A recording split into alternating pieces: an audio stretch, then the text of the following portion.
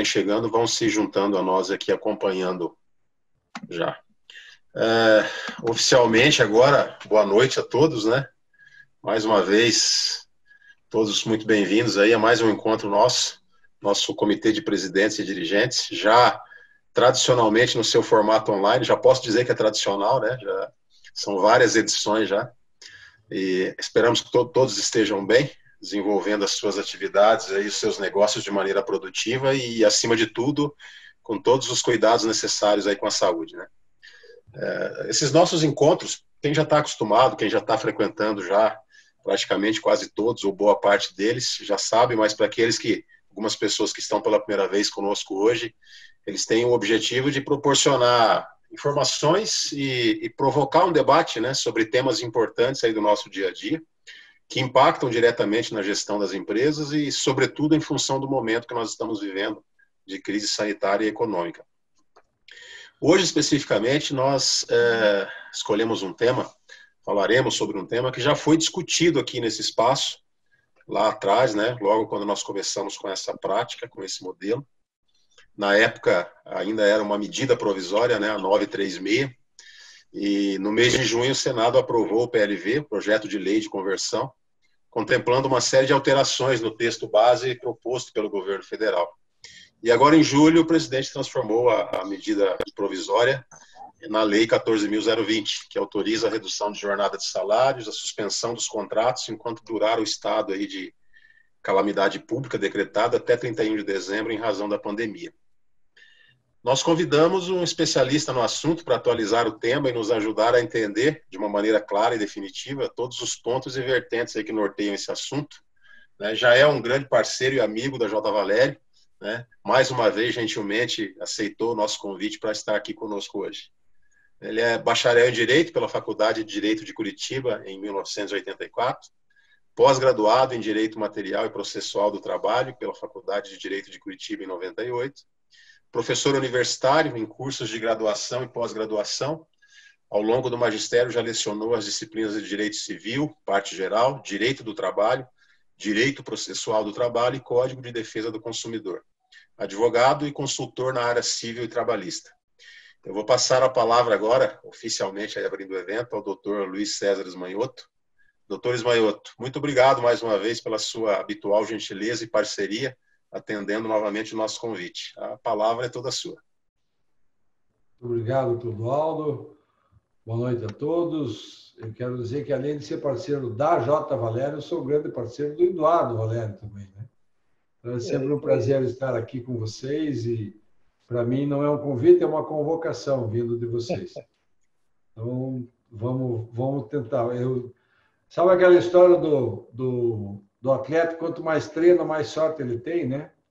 Vocês têm muita sorte nessa mesma analogia, porque da outra vez que vocês já tinham me convidado a falar, a medida provisória saiu no dia 1º de abril, dia da mentira, e a gente fez a nossa fala no dia 2 de abril, no dia seguinte. Tivemos que, e dissecamos aí a medida provisória rapidinho, eu diria que quase que em primeira mão a gente trouxe as notícias e os esclarecimentos naquele momento, já havia dúvida de como fazer, e a gente, felizmente, acho que foi feliz nas interpretações que a gente se aventurou a fazer já desde aquele primeiro momento. E dessa vez também a Vitória me ligou, vamos fazer uma nova, vai virar lei, vai, então, já foi aprovado o texto, mas falta sancionar, aí estimamos aí mais ou menos para quando daria tudo certo, e com segurança ficou, vocês acho que se reúnem normalmente às quintas, né?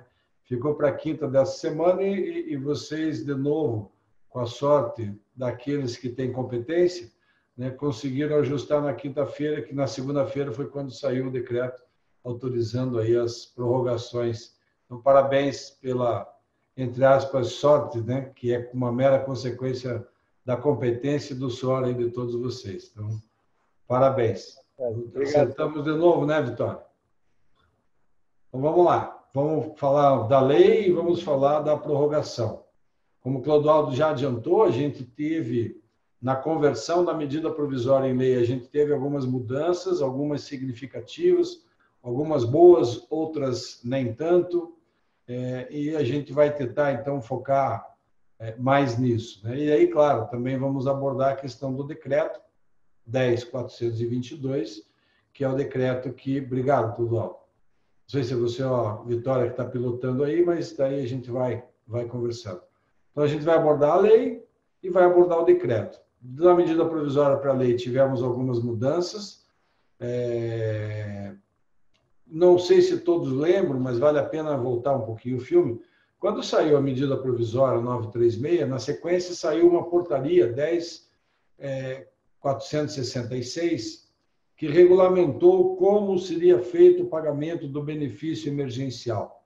E aí ali também, não só regulamentaram isso, mas a portaria, entre aspas, se meteu a legislar além do que poderia, né? Chegando a dizer, num determinado artigo, que os aposentados, por exemplo, não poderiam ter a suspensão dos contratos de trabalho porque eles não poderiam receber o benefício emergencial, o que a gente teve que dizer... Portaria não legisla, portaria está abaixo da lei, a lei não restringe, esqueçam a portaria e façam também para os aposentados. A lei agora trouxe um novo texto nessa parte que a gente vai avaliar, e aí acabou de certa maneira, criando uma obrigação, mas confirmando a possibilidade de fazermos tanto redução quanto suspensão de contrato para os aposentados. Pode rodar, por favor, Ronaldo? Obrigado. Então, a gente vai falar, vamos começar a falar, eu vou falar da redução do salário, depois vou falar da suspensão e das disposições comuns a esses dois institutos. Então, primeiro a gente vai abordar cada um destes institutos e ver o que mudou. Então, em relação à redução da jornada de trabalho, continua a mesma premissa, eu posso fazer uma redução proporcional de jornada e, consequentemente, de salário. A primeira mudança importante foi a questão do prazo, né? Então, o que fizemos da medida provisória para a lei? Mantivemos na lei o mesmo prazo máximo dos dois institutos que já havia na medida provisória, que era o prazo máximo de 90 dias. O que foi inteligente por parte do Congresso, né, uma rara excepcionalidade, o Congresso foi muito inteligente e feliz, porque criou um dispositivo dizendo assim: por ato do Poder Executivo, este prazo máximo de 90 dias poderá ser prorrogado, poderá ser ampliado. Então, nós ficamos alguns dias, e acho que foram 15, aguardando primeiro a sanção presidencial do texto que veio do Senado. Então, ele tinha que sancionar a lei. Demorou muito tempo para sancionar a lei, daí sancionou a lei e demorou de novo muito tempo, porque havia uma estimativa que, sancionada a lei, no mesmo dia ou no dia seguinte, saísse o decreto com a autorização das prorrogações, não por acaso, mas pelo tempo de publicação da medida provisória, os acordos e as suspensões dos contratos estavam vencendo. E todo mundo querendo já prorrogar, e a lei não vinha, e não vinha, e não vinha, e depois veio a lei e nós levamos mais uma semana para ter o decreto autorizando a prorrogação. Então, vamos lá. Medida provisória e lei estão no mesmo patamar, ambas limitaram as reduções e as suspensões a 90 dias, mas delegando ao Poder Executivo o direito de ampliar este prazo de 90 dias, o governo editou o decreto 10.422 e, portanto, hoje nós temos 120 dias, somando os institutos da redução e da suspensão, para fazer aplicar aos nossos trabalhadores. Mantiveram e reforçaram, de certa maneira, aquele conceito inicial que eu posso fazer isso, não necessariamente usando o mesmo critério para toda a empresa e nem para todo o setor.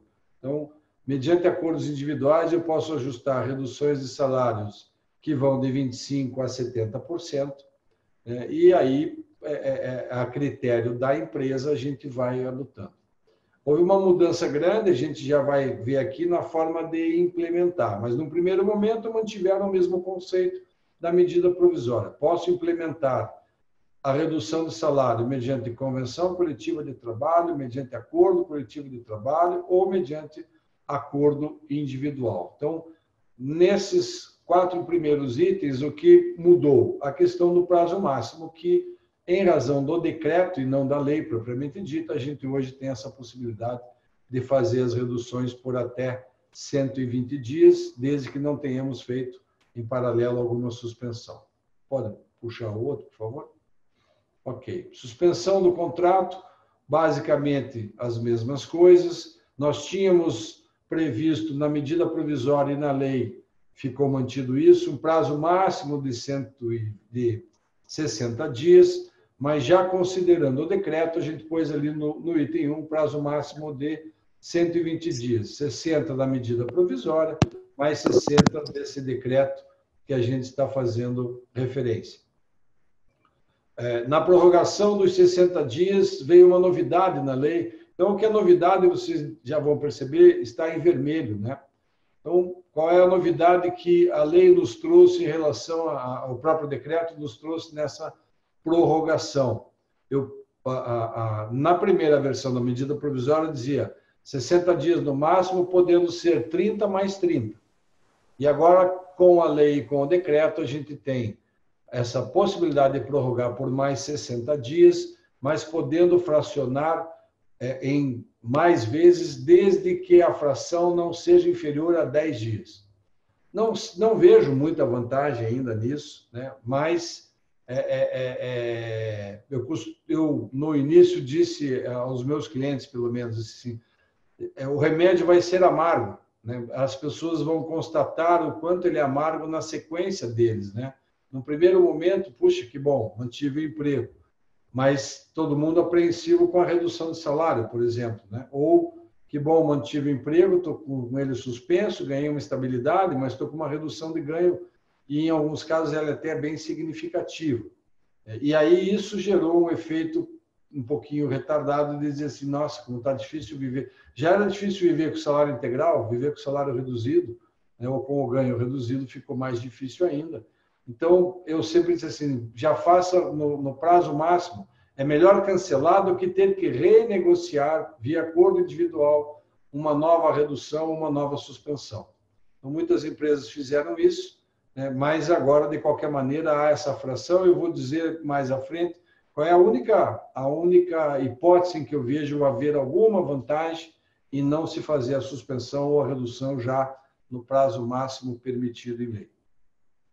Manteve-se o mesmo conceito, empresa com faturamento acima de 4.800.000 reais no ano de 2019 tem algumas restrições, né? Elas têm obrigações superiores às empresas pequenas, às empresas com faturamento menor que isso. Uma delas é agora, na suspensão do contrato, estas empresas maiores se obrigam a ter que pagar 30% do salário a título de ajuda compensatória, mesmo na suspensão. Para as empresas pequenas, né, para quem não acompanha tão de perto, não existe essa obrigação, e aí o empregado só recebe 100% do valor relativo ao seguro-desemprego. Portanto, a empresa não tem ônus nenhum com a suspensão dos contratos de trabalho, se tiveram em 2019 um faturamento inferior a 4.800.000. Então, isso foi uma forma também de dar uma ajuda maior para as pequenas empresas, né? Mas, para a grande maioria das empresas, né, a obrigação dos 30% permanece, isso não se alterou. Os empregados têm direito, durante a suspensão, a todos os benefícios que são concedidos aos empregados em geral. Então, manteve-se este mesmo conceito, já existia na medida provisória, isso não mudou com a lei. E assim como a redução de salário, a suspensão também pode ser implementada via convenção coletiva, acordo coletivo ou acordo individual. Podemos seguir, por favor, Cláudio? Será que eu consigo pilotar aqui? Vamos ver. Na próxima eu vou tentar. Disposições comuns, então, às duas medidas, né? Tanto a redução quanto a suspensão do contrato de trabalho. Então, aqui tem uma novidade importante que me parece que muita gente não está se apercebendo. Vamos falar um pouquinho da ajuda compensatória e relembrar para quem não tem isso tão claro assim. E me desculpe até se eu subestimo o conhecimento e a profundidade de outros. Vamos lembrar, se eu fizer redução ou suspensão do contrato de trabalho, eu, empresa, posso pagar uma ajuda compensatória ao meu trabalhador, né? Na suspensão, para as empresas grandes, eu sou obrigado a pagar uma ajuda compensatória de pelo menos 30%, e o governo vai pagar 70% da tabela do seguro-desemprego para o meu empregado. Mas eu, empregador, posso, além dessa ajuda compensatória obrigatória, inclusive na redução de salário, eu posso espontaneamente pagar uma ajuda compensatória. Eu tenho 2 clientes relevantes que assumiram a obrigação espontaneamente de pagar uma ajuda compensatória de maneira a não gerar para os trabalhadores nenhuma redução de ganho, nenhuma redução de vencimento. Eles pegaram a renda líquida que o trabalhador tinha antes da redução de salário, por exemplo. Se fizeram uma redução de 50%, eles pagam 50% do salário, o governo paga o benefício emergencial e eles complementam com uma ajuda compensatória aquilo que o empregado ganhava antes da redução salarial. A mesma empresa ou as mesmas empresas fizeram isso no caso da suspensão do contrato. Pagam 30% de ajuda compensatória obrigatória, o governo paga o benefício emergencial e eles complementam o restante para chegar lá na garantia da renda mínima, né, a um outro valor a título de ajuda compensatória. Vale lembrar que essa ajuda compensatória não tem natureza salarial, não gera fundo de garantia, não tem INSS e não gera tributação a título de imposto de renda. Por isso que a gente tem que fazer o cálculo com base na renda líquida que o empregado tinha antes, porque com a ajuda compensatória, com o bem, ele não vai ter tributação e, portanto, se a gente não fizer a avaliação com base na renda líquida, ele vai acabar até ganhando mais do que ganhava antes da suspensão do contrato, né? Considerando uma faixa salarial aí que a gente tenha, por exemplo, uma tributação na fonte de 27,5%. Então, tomando esse cuidado, a ajuda compensatória foi um grande instrumento até mesmo nas negociações coletivas, né? Quando os sindicatos estavam se negando a permitir suspensão do contrato de trabalho ou redução dos salários acima de 25% para aquela faixa salarial que antes era até 3 salários mínimos, né? Essa ajuda compensatória, esse plus, foi uma moeda de troca importante, numa negociação que a gente mesmo fez na área do Sindicato das Empresas de Transporte de Cargas, quando negociamos com o sindicato e com a federação, a gente ajustou uma ajuda compensatória, né, não obrigatória, uma ajuda compensatória mesmo, para quem fizesse suspensão ou redução de salário, de R$200. Fixamos o valor em R$200, em vez de estabelecer que garantiríamos a renda, porque daí ficaria muito caro, mas ajustamos lá, em vez de uma cesta básica, ajustamos R$200 por trabalhador que teve redução ou suspensão do contrato. Então, qual é a nova exigência? Que é esse item 1. A lei diz agora que este valor deverá estar definido na convenção, no acordo coletivo ou no acordo individual. Antes não havia esta obrigação. Eu vi muitos acordos coletivos, muitas convenções e muitos acordos individuais dizendo assim: a empresa poderá, a seu critério, pagar uma ajuda compensatória aos seus empregados. Isso não pode mais. Nas prorrogações, a gente vai ter que dizer, vai ter que definir qual é o valor da ajuda compensatória. Então, atenção para isso. E por que esse cuidado? Porque se a gente não tomar esse cuidado, pode ser que a fiscalização lá na frente entenda que não cumprimos os requisitos da ajuda compensatória previsto na lei e, consequentemente, essa ajuda compensatória, que deveria ser sem qualquer encargo fiscal, previdenciário ou trabalhista, passe a ser considerado como uma espécie de salário, e aí nós teríamos todos os encargos incidentes sobre essa parcela que orçamos como se ela não tivesse nenhum encargo. Então, aqui acho que é uma das grandes atenções, ou a primeira grande atenção, talvez. O valor da ajuda compensatória deve estar definido no acordo coletivo, na convenção coletiva ou mesmo no acordo individual. Preciso fixar lá em reais? Eu diria sim, de certa maneira, sim. O problema é que nas grandes empresas, até fazer todo este cálculo individualmente, porque como é que eu teria que fazer esse cálculo? Teria que primeiro calcular e ter certeza do valor do benefício emergencial que ele vai receber, para daí ver a diferença que eu teria que complementar com a ajuda compensatória. Isso pode demorar para quem for, por exemplo, garantir o mesmo ganho. Mas, no mínimo, o conceito a gente teria que deixar especificado. Acho que será mais prático para as empresas que ainda têm tempo de fazer isso, né? Seja até consertando, se não o fizeram no primeiro momento, na prorrogação lá na terça-feira, por exemplo, volta lá, faz um termo aditivo e manda esse termo aditivo para o Ministério da Economia dizendo, olha, vou pagar ajuda compensatória para quem ganha, por exemplo, até R$4.000, vou pagar uma ajuda compensatória de R$1.000. Para quem ganha entre R$4.000 e R$6.000, vou pagar uma ajuda compensatória de R$1.500. E assim por diante, né? Então, eu acho que não vale a pena correr o risco de descumprir essa determinação pelo risco de que se entenda que a natureza jurídica do pagamento deixa de ser indenizatória para passar a ser salarial. Então, converse com os seus respectivos RHs e veja se isso foi devidamente contemplado agora nas prorrogações. Porque muita gente, sim, posso só repetir o acordo?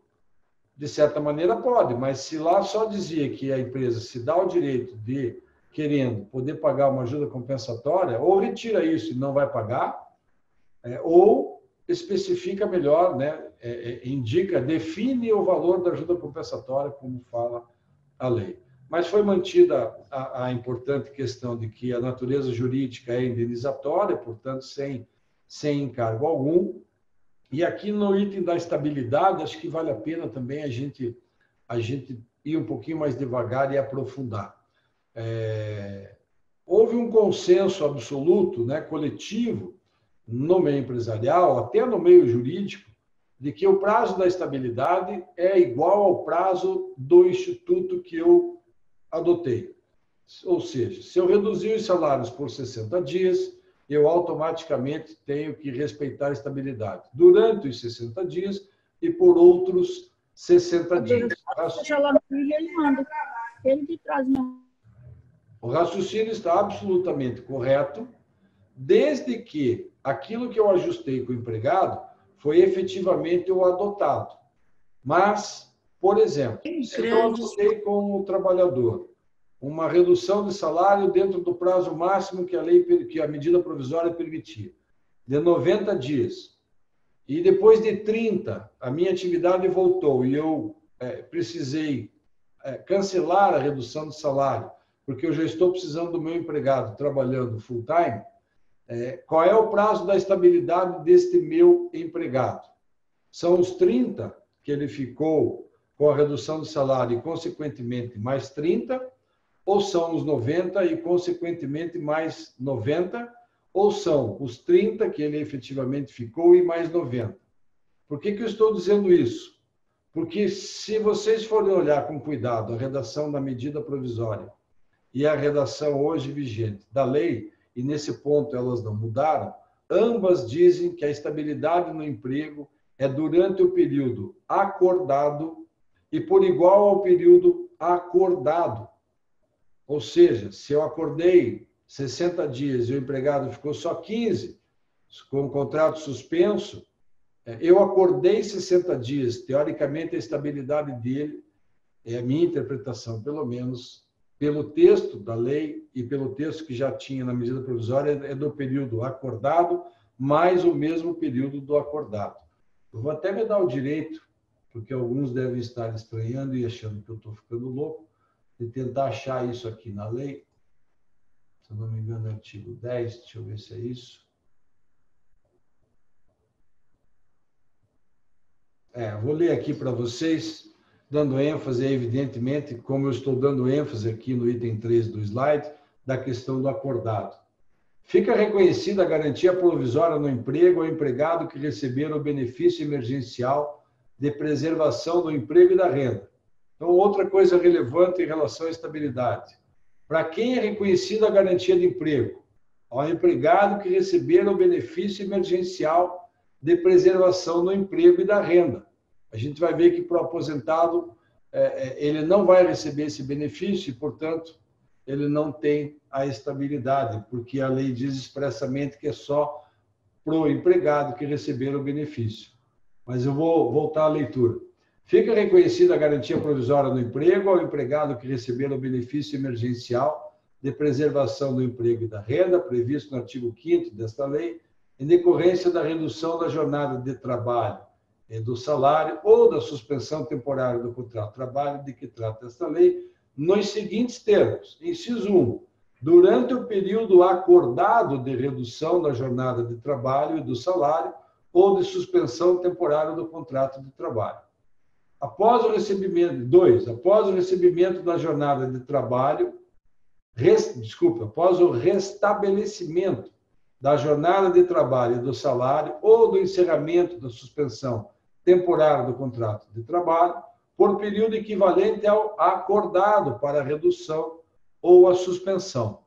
Notem, o inciso 2, que fala do período pós-redução ou pós-suspensão, poderia dizer por igual período de redução ou por igual período da suspensão, mas ele insiste em dizer por período equivalente ao acordado para a redução ou a suspensão. Então, aqui acho que vai ser... Muitas empresas acho que não vão respeitar a estabilidade desta forma. Isso eu imagino que daqui a algum tempo comece a gerar muitas ações trabalhistas, reclamando que a indenização paga por conta de não respeitar a garantia provisória e não seguiu a lei.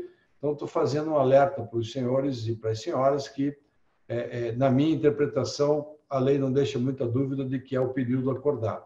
E aí, aqui eu faço referência àquele item que eu fiz no início. Clodoaldo, se puder voltar lá na questão da suspensão, que hoje é permitido fracionar, aí mesmo. Obrigado. Eu disse que houve uma inovação aí no item 2, né? Na prorrogação dos 60 dias, é possível fracionar, desde que o período nunca seja inferior a 10 dias.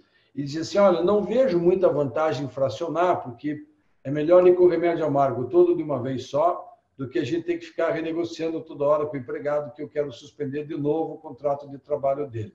Qual é a única vantagem, talvez, da gente ir no conta-gotas ou ir fracionando essa nova suspensão? É só para que eu não assuma de cara 60 dias de uma nova suspensão, por exemplo, e automaticamente me obrigue a ter outros 120 dias de estabilidade, né, que seria os primeiros 60 e mais os 60 pós-suspensão. Pensem assim, que bom, a gente vai poder reduzir e suspender contratos. Se usarmos todo o período de 120 dias, nós teremos 240 dias de estabilidade. E aí nós estamos falando de 8 meses de estabilidade. Claro que no período dos institutos, mas também depois. Se a minha interpretação, infelizmente, vier a prevalecer no futuro, mesmo para aqueles que não fiquem todo o período com o contrato suspenso ou reduzido, se nós ajustamos sempre os prazos máximos, a gente vai ter, de qualquer maneira, um longo período aí de estabilidade, e aí, se as coisas não melhorarem rapidamente, a gente vai ter um ônus até maior com essas rescisões, né, por conta daquilo que já está previsto, já estava na medida provisória e ficou previsto também na lei. Pode voltar lá, por favor, Clodoaldo? Eu ia tentar ver se eu consigo pilotar aqui para parar de te incomodar e esqueci de novo. Então, a questão da estabilidade, item 3, acho que é isso que eu tinha a dizer. E aí, aqui no item 4, vem uma grande mudança, uma mudança ruim para os empresários, muito ruim para os empresários, principalmente, claro, estou falando das empresas com faturamento em 2019 acima de 4.800.000, porque lembram que a gente tinha uma régua, então até R$ 3.135 eu posso reduzir no percentual que eu bem entender, eu poderia suspender o contrato de trabalho e não precisava de acordo coletivo. Entre 3.135 e 12.202, aí sim eu precisaria, né, de uma autorização via acordo ou convenção coletiva para poder fazer alguma coisa. Mas, na grande base, na maioria das empresas, eu poderia fazer tanto redução quanto suspensão só via acordo individual. Então, aqui, para as empresas com maior faturamento, né, para as empresas que eu vou chamar de médias e grandes, reduzimos esta régua para 2 salários mínimos. Então, baixamos a régua para R$ 2.090. Eu só posso reduzir salários e suspender contratos via acordo individual para quem ganha até 2 salários mínimos. A grande massa, entre 2 salários mínimos e R$ 12.202,12, eu só posso suspender contrato se for via a convenção coletiva ou acordo coletivo, ou se eu quiser reduzir a jornada e o salário acima de 25%, também só poderei fazer isso para esse pessoal que ganha acima de 2 salários mínimos, se for via acordo coletivo ou convenção coletiva. Então, esta mudança foi muito significativa. A gente dependia menos dos sindicatos quando da medida provisória do que depende agora com a lei vigente. Mas eles nos tiraram isso, mas nos deram uma outra opção. Não tão boa assim, mas nos deram uma opção. Podemos pôr para frente? Vamos ver se eu consigo. Você já foi. Vamos lá. Item 5. Para se aceitar reduções salariais via acordo individual e em percentual superior a 25%, para esse pessoal que ganha mais de 2 salários, a empresa deve garantir o valor total recebido mensalmente pelo empregador. Então, vamos tentar entender e fazer esse paralelo, porque deve estar ficando difícil para todo mundo. Durante a medida provisória, vou falar só de redução agora, tá? Durante a medida provisória era assim, se eu quisesse reduzir até 25%, eu poderia fazer para qualquer empregado. Se eu quisesse reduzir acima de 25%, pensemos nos 50% ou nos 70%, eu só poderia reduzir via acordo individual até quem ganhasse R$ 3.135. Quem ganhasse acima de R$ 3.135, que eram 3 salários mínimos, eu só poderia reduzir acima de 25% se eu tivesse respaldo do sindicato, seja por conta da convenção coletiva, seja por conta do acordo coletivo. Então, este era um limitador, e ele era um limitador absoluto. Eu não tinha outra opção. Mas e se eu não tinha o mas? Ou eu tinha autorização em convenção ou acordo coletivo, ou eu não poderia adotar esta medida. Esta mesma régua valia para a suspensão do contrato de trabalho.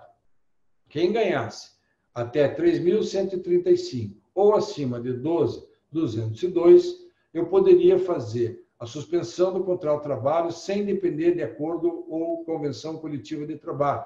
Fazia isso mediante acordo individual, o que evidentemente me facilitava. Porém, se eu quisesse suspender o contrato de trabalho dos meus empregados que ganhassem acima de 335, eu não poderia, a não ser que tivesse essa autorização em convenção ou acordo coletivo. Na vigência da medida provisória, esse não poderia era um impedimento absoluto, não tinha alternativa. Agora eles baixaram a nossa régua de 3 salários para 2 salários, mas nos deram alternativas. Tanto na redução de salário, quanto na suspensão dos contratos, para quem ganha acima de 2 salários mínimos, eu posso fazer via acordo individual. Porém, obrigatoriamente, eu terei que garantir para os meus empregados a mesma renda que eles têm quando trabalham. Então, eu tenho que garantir a ele, na expressão literal da lei, valor total recebido mensalmente pelo trabalhador. Então, a parte ruim, reduziram a régua, deixaram mais restritivo ainda a redução acima de 25% ou a suspensão via acordo individual, mas o impedimento deixou de ser absoluto. Então, seria mais ou menos assim. Suspendi o contrato de trabalho de um empregado meu que ganha R$ 5.000 por mês. Eu tenho que pagar ajuda compensatória obrigatória de 30%. Então, vou pagar R$ 1.500. O governo, vamos imaginar que vai pagar outros R$ 1.500 para ele de benefício emergencial. Ele ganhou 3. Se ele ganhava 5, para que eu possa fazer isso via acordo individual, no acordo individual eu teria que garantir a ele os outros R$ 2.000 para manter a ele o mesmo valor total recebido antes da minha suspensão. Então, isso é novo, isso não tinha na medida provisória. Então, como eu disse, o governo tirou com uma mão e deu com a outra, se é que a gente pode considerar que deu. Deu porque o impedimento não é mais absoluto, só que, evidentemente, estas suspensões ficaram muito mais onerosas. E aí, quem pode, evidentemente, está fazendo uma correria, né, e uma ida até os sindicatos para conseguir termos aditivos ao primeiro acordo, se tinham ou se não tinham, porque entendi. Eu tenho vários clientes que dizem, não, mas até 3,135, ou reduzindo só até 25%, eu resolvo todos os meus problemas. Quem ganha mais, eu reduzo só 25%, quem ganha menos, eu vou reduzir 50% ou 70%, suspendo o contrato do pessoal mais baixo, não suspendo para quem ganha, só para quem ganha até 3 mil, só que a hora que a gente trouxe a régua para 2, eu tinha uma gama, talvez, relativamente grande de empregados que eu tinha suspendido o contrato de trabalho via acordo individual, que agora eu não posso mais, que é o pessoal entre a faixa de 2 salários mínimos e 3 salários mínimos. Ou posso fazer a suspensão? Até posso, mas vai me custar fazer esse complemento com uma ajuda compensatória, de maneira a garantir para o trabalhador o mesmo ganho, o mesmo valor total. Outra novidade importante, no item 8, é que agora os aposentados têm direito a receber o bem da empresa. Então, vamos relembrar como era na medida provisória. Se eu pusesse um aposentado com redução de salário ou com suspensão do contrato, quanto que ele iria receber? Ele iria receber, se for suspensão do contrato, na empresa grande, só aqueles 30% que a empresa é obrigada a pagar. Ele não receberia, como continuará não recebendo agora na vigência da lei, o benefício emergencial. Se eu fizesse a redução do salário, reduzisse, por exemplo, 50%, a redução de 50% e não receberia mais nada do governo.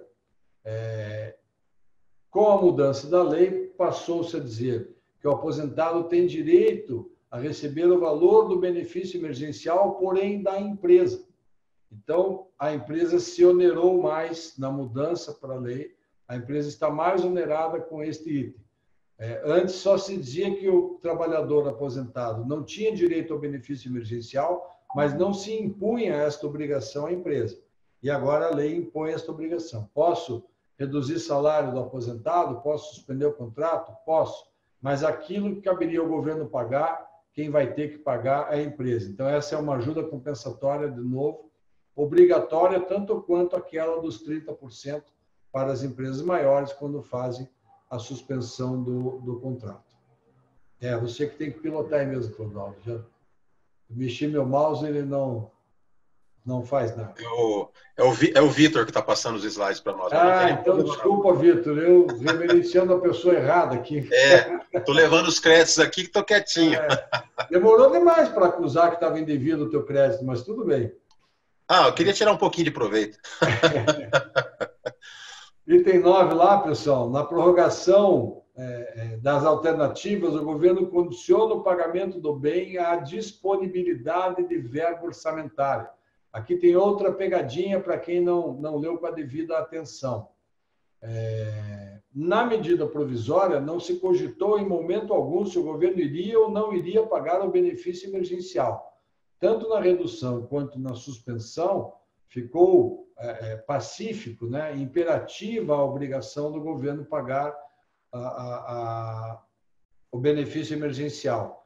E agora, nas prorrogações, no decreto que autoriza as prorrogações, não é na lei, é no decreto, e, portanto, altamente questionável, né, até que ponto o decreto pode legislar, né, inovar para dizer que não vai se pagar, mas daí, avaliando o contexto da responsabilidade fiscal, né, dos governantes, o dinheiro tem que vir de algum lugar, tem que ter receita, tem que ter orçamento.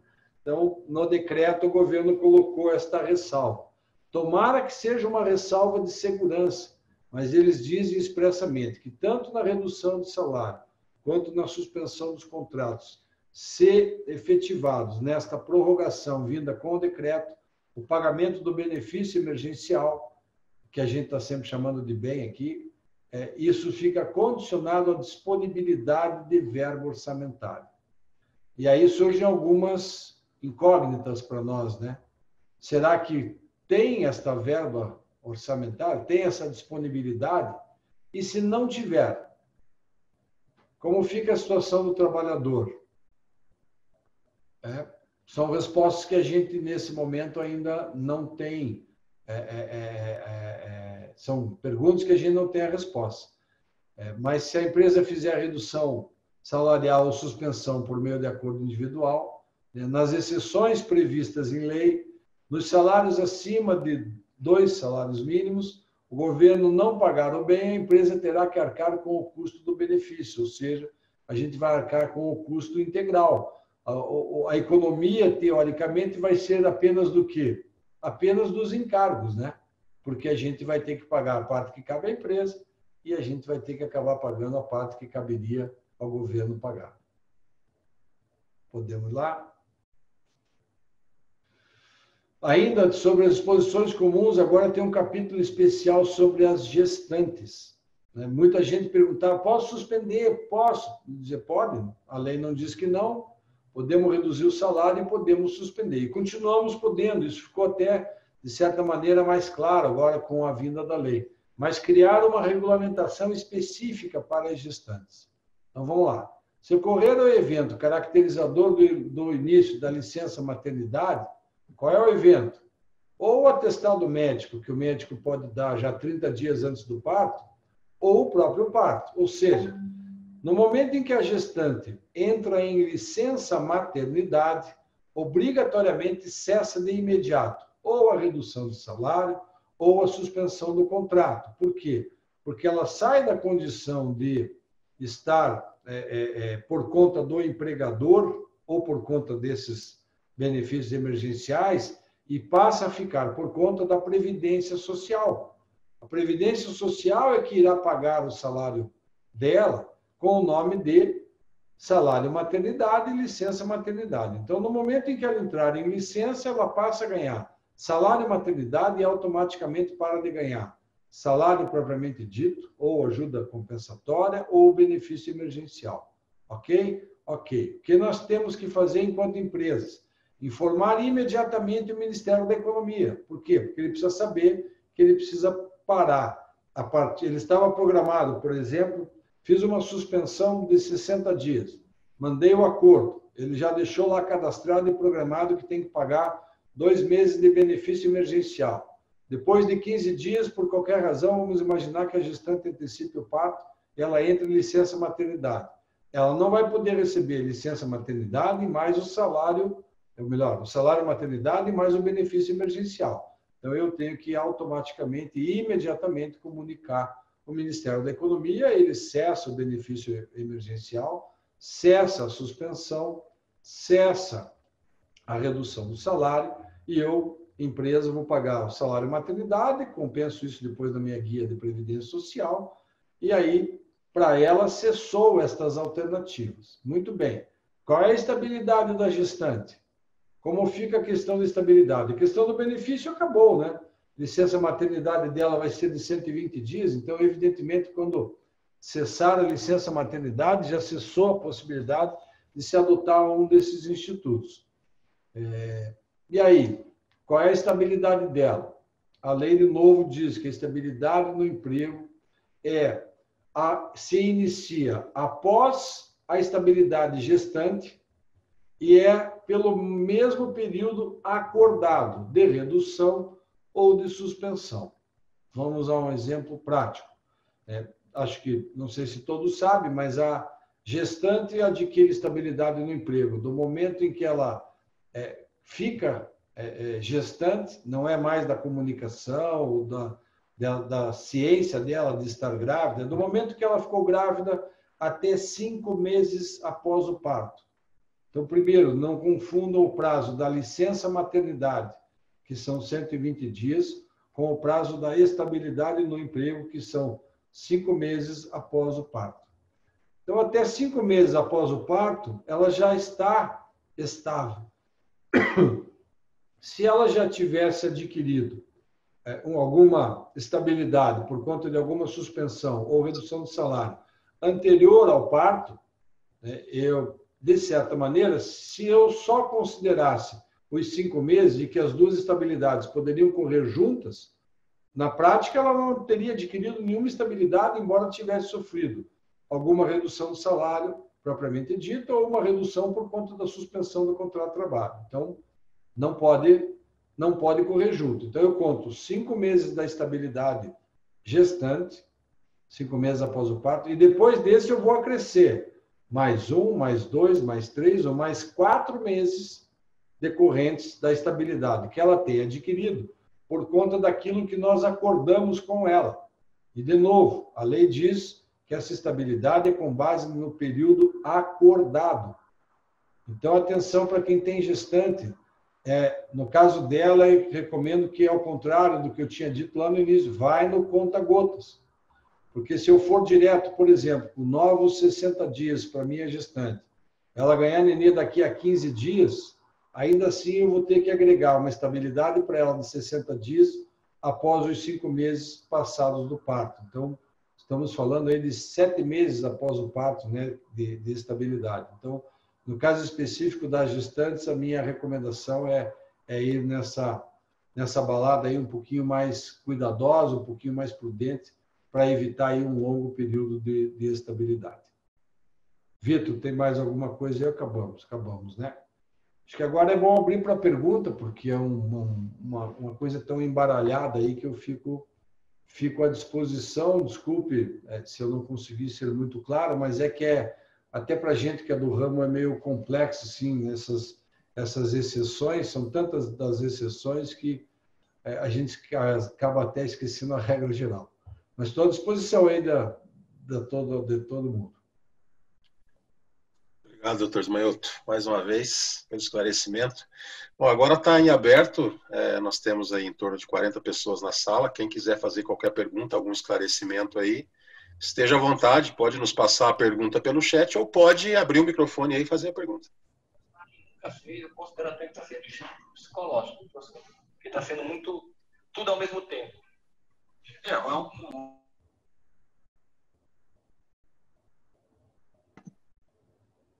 Achei que era alguém que estava fazendo alguma colocação. Acho que estava aberto o microfone sem querer. Acho que sim, né?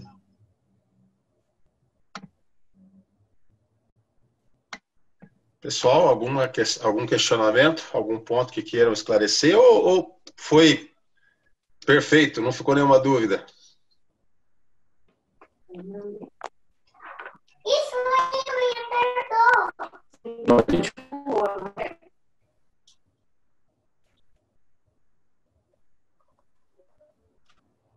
Datas bases? Alguém tem pergunta no database? Foi colocada aqui uma questão, database.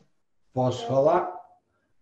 Tem acho que, na verdade, no nosso primeiro encontro, que foi um período muito maior, né, de discussão e de exposição, a gente, na verdade, não sei se vocês lembram, falou de 2 medidas provisórias.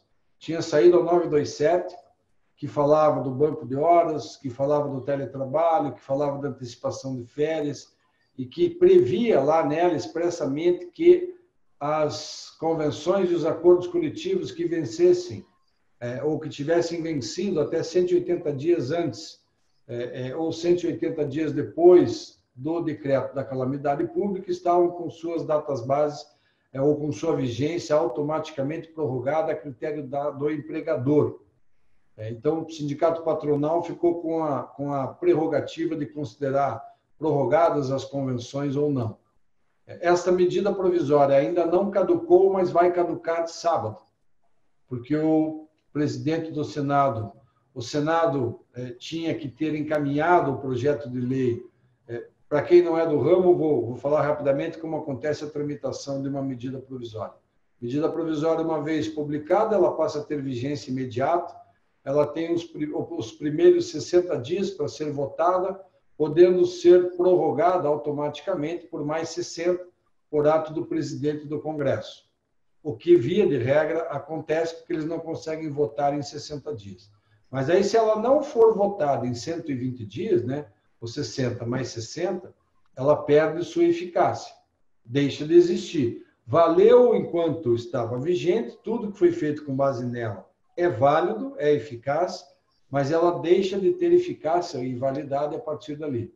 Dentre as várias coisas que aquela medida provisória 927 tinha trazido, uma delas era essa questão de que poderíamos considerar prorrogados as convenções e os acordos coletivos por conta da pandemia.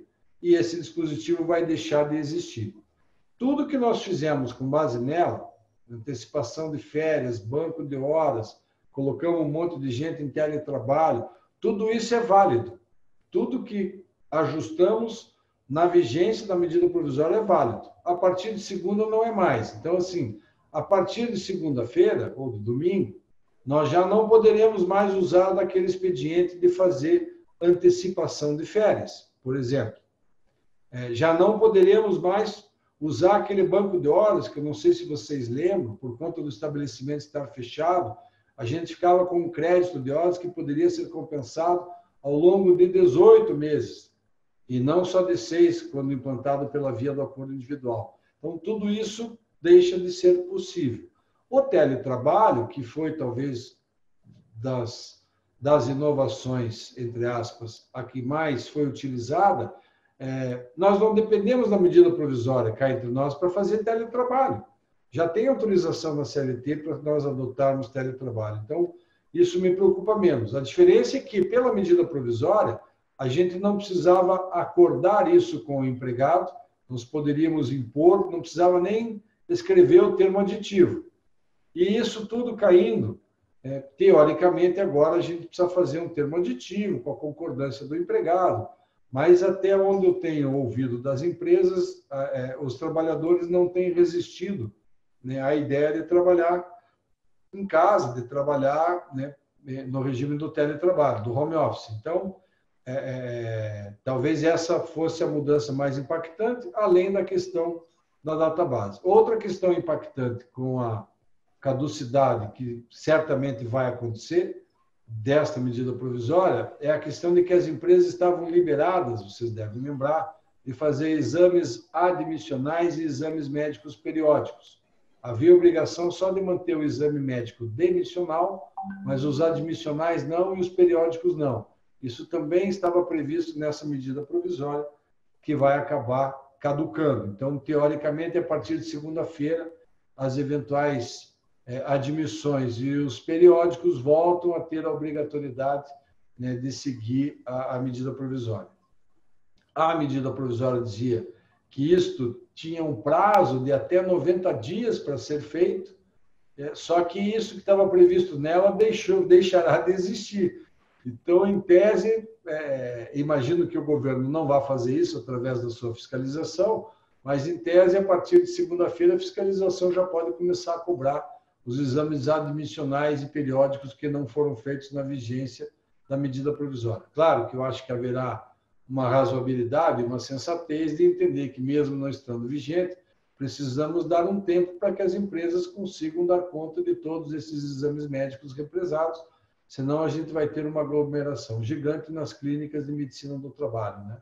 Mas, enfim, temos esse impacto. Então, para quem perguntou sobre as datas bases, basicamente é isso, não há mais a certeza de que está prorrogado. Agora, na prática, eu diria assim, todas as categorias estão sem pressa de fazer convenção coletiva, né? Porque não é um momento bom para se negociar aumento salarial, não é momento bom para se negociar novos benefícios, enfim, o momento de negociação é ruim para todo mundo. As empresas estão querendo negociar para conseguir ou reduzir salário ou dar aumento zero, né? E os empregados, sabendo disso, não estão com muita pressa em negociar para ouvir um não muito grande, né? No sentido de que não se tem nada a oferecer ou não se tem nada a negociar. Algumas categorias, como eu disse, a gente prorrogou a database, né? Fixou a database, mas prorrogou a vigência da convenção para agosto. Então, agora de qualquer maneira, vamos ter que decidir de novo o que vamos fazer. Não sei se consegui atender a dúvida acho que é do Claudeir, né, Claudeir? Você que tinha perguntado da database.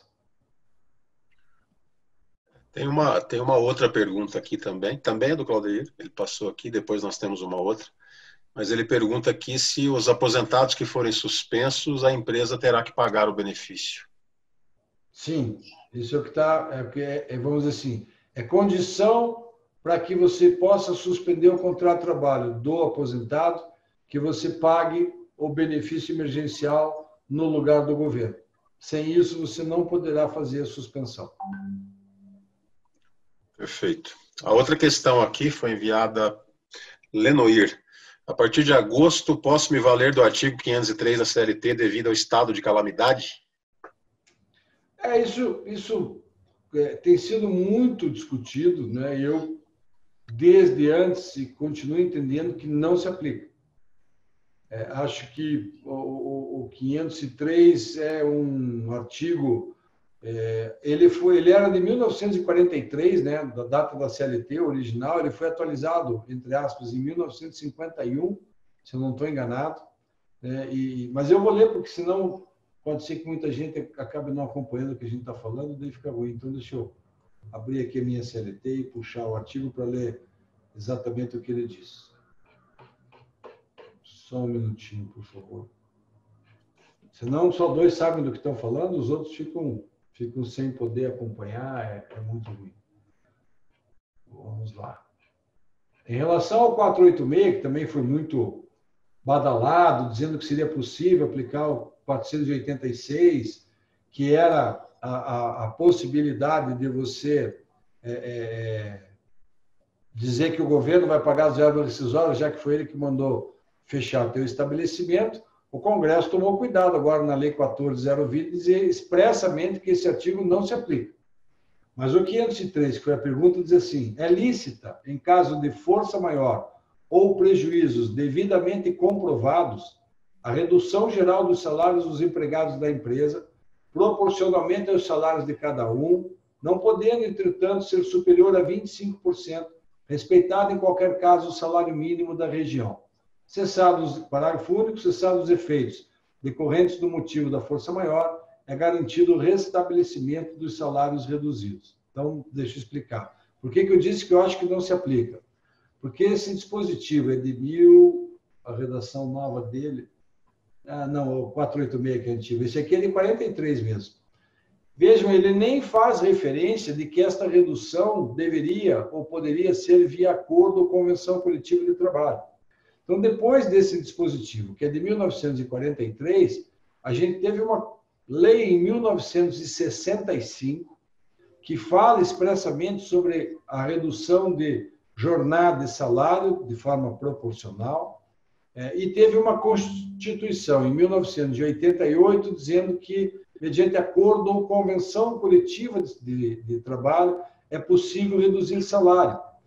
E o artigo 7º da Constituição, e no inciso 6, quando ele diz isso se diz como uma cláusula pétrea, uma cláusula que de garantia a todos os trabalhadores de que os salários são absolutamente irredutíveis, salvo acordo ou convenção coletiva de trabalho.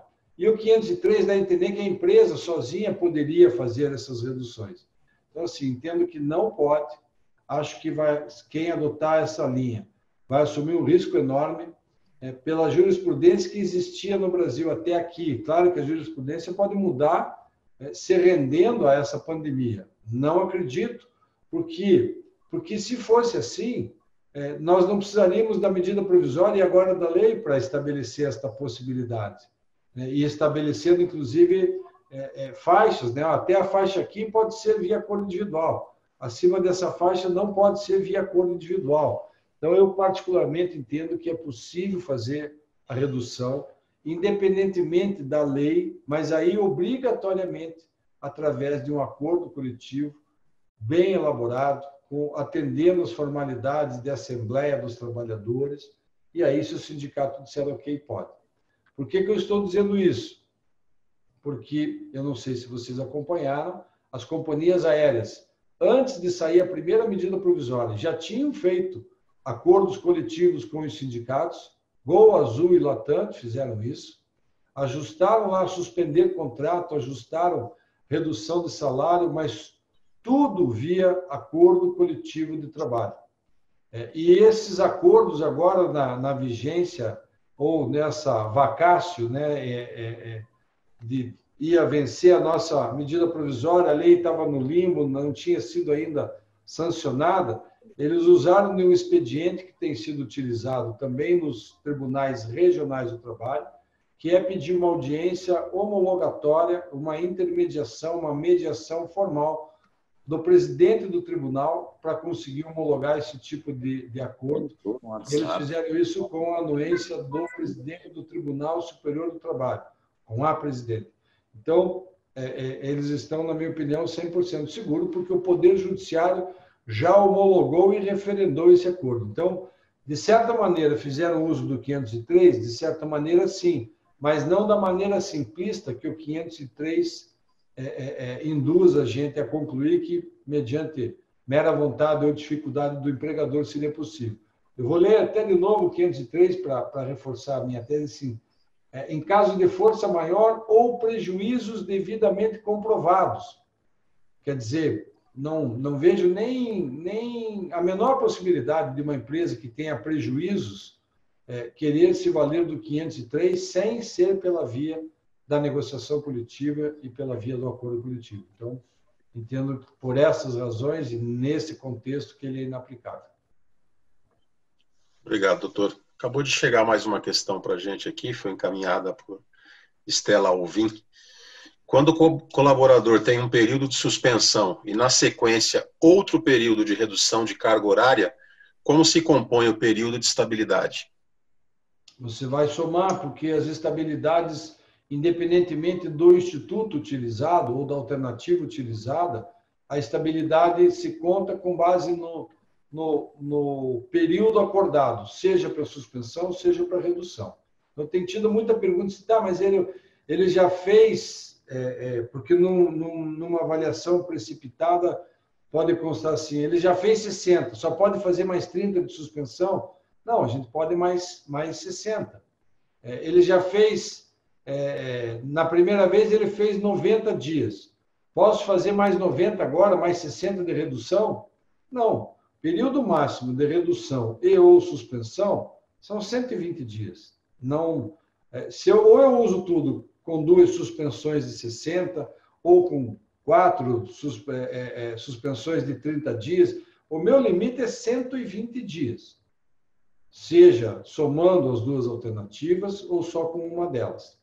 Mas teve um período no meio que eu não fiz nada. Perdi, por exemplo, comecei lá minha primeira suspensão no dia 10 de abril. Conto os 120 dias de 10 de abril? Não. A lei expressamente diz, os 120 dias como período máximo, diz sucessivos ou intercalados. Então, eu posso intercalar redução, fiquei um tempo sem nada, entrei com a suspensão, fiquei um tempo sem nada, entrei de novo com a suspensão, fiquei um tempo sem nada, entrei de novo com a redução, se nesta soma das alternativas de redução e de suspensão, eu estiver dentro dos 120 dias. Então, com períodos sucessivos ou intercalados, eu disponho de 120 dias para reduzir salários e ou suspender contratos. Perfeito. Obrigado, doutor. Se alguém tiver mais alguma pergunta, temos aí um pequeno espaço para se manifestar. Caso não tenhamos mais nenhuma colocação, a última que eu passei agora para o doutor, não chegou mais nenhuma depois dela. Então, acho que se não tivermos mais nenhuma questão, vamos encaminhar para o encerramento do nosso evento. Alguém mais quer fazer alguma pergunta? Pode ser pelo microfone também, pode abrir o áudio e colocar, não tem problema.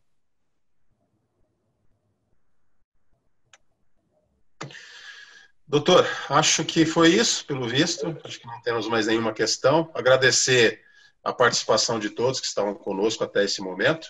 Agradecer, doutor Ismanhoto, mais uma vez pela sua gentil participação conosco aqui, os esclarecimentos que o senhor nos passou.